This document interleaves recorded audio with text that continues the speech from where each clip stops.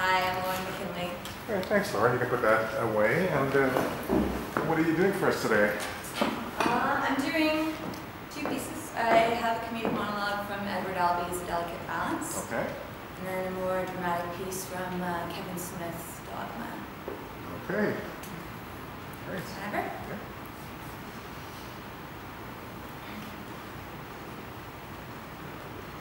Well, I had an adventure today. Went into town, thought I'd shake him up a little, so I tried to find me a topless bathing suit. Yes, I did.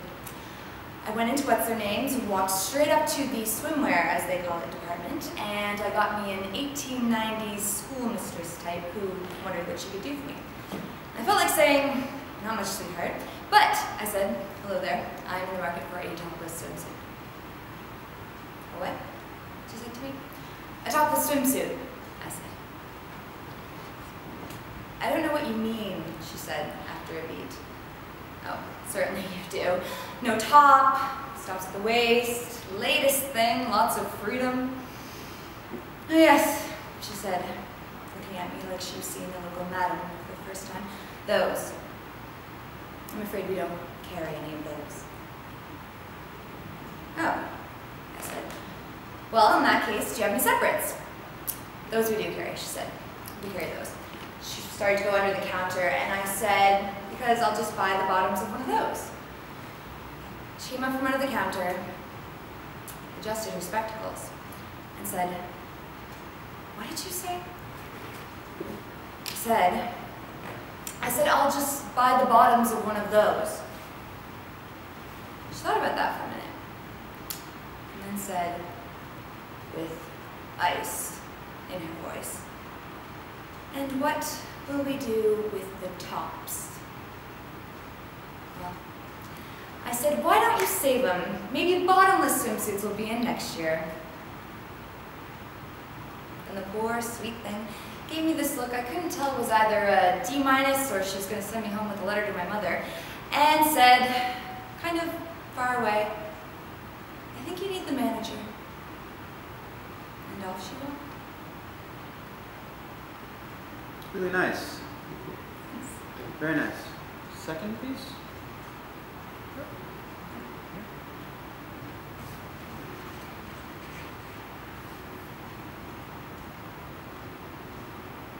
My freshman year in college.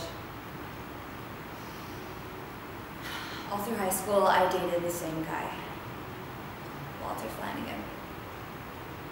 We were really in love, right? So much so that we decided to go to Carnegie Mellon together. That's a college in Pittsburgh. So there we are, away at school, and suddenly there's no parents, so we were screwing like rabbits, just constantly doing it. And I wound up getting pregnant. So Walter begs me to have it. He says we should quit school and get married. And I'm saying that will completely screw up our educations. We fought for about a week. My argument being there was no rush.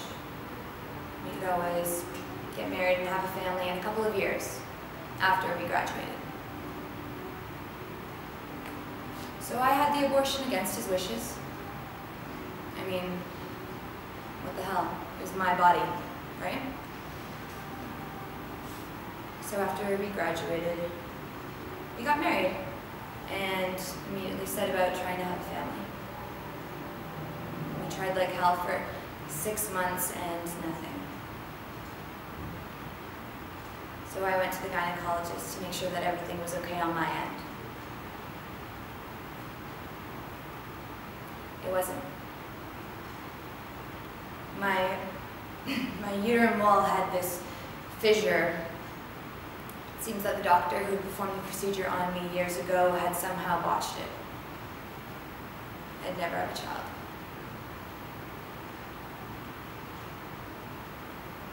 So there I am, devastated. And now I have to go home and tell my husband, who years before had begged me to have the baby. His baby. So after I explained it to him through my tears, he sits on the couch and rubs his eyes and in the calmest, most rational voice I've ever heard anybody use in my life, he asks me for a divorce. And I fought with him, you know? I tried to talk him out of it. I told him that there were alternatives, like we could always adopt, and all he said to me was that he wanted a wife who could have his children.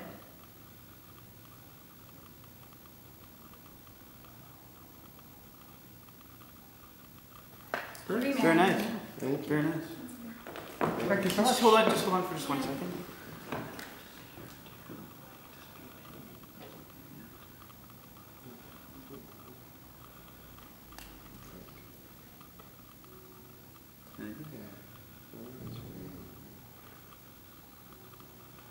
I think we're good. No, you've a really nice simpleness about you.